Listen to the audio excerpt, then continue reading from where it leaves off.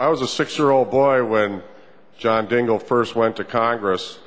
but as soon as I became involved in politics and government in the 60s, I learned the name of John Dingell and learned of his reputation. But it wasn't until about 8 years ago where I actually had the opportunity to meet John Dingell and to see what character and what strength he brought to our Congress.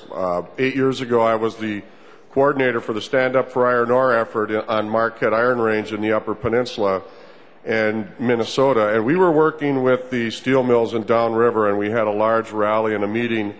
and Congressman Dingell sort of chaired that meeting, and he listened to all of our comments, even those of us that had come all the way from the Upper Peninsula.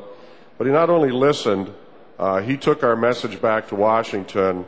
and in a few short months, we indeed did have some of the relief we sought for the steel and iron ore industry in America. And I'd like to believe that it was Congressman Dingell's strong voice and his support for working families and for the people in the steel industry that helped us gain that relief, that allowed the steel industry to get back on its feet and allowed the people that I represent on the Marquette Iron Range to resume mining that valuable mineral and commodity. So I just wanted to add a voice from the Upper Peninsula Iron Range to the accolades and the tributes offered up for Congressman Dingell, and wish him many more years of strong service for our state and our nation, and to congratulate him and urge a unanimous adoption of this resolution.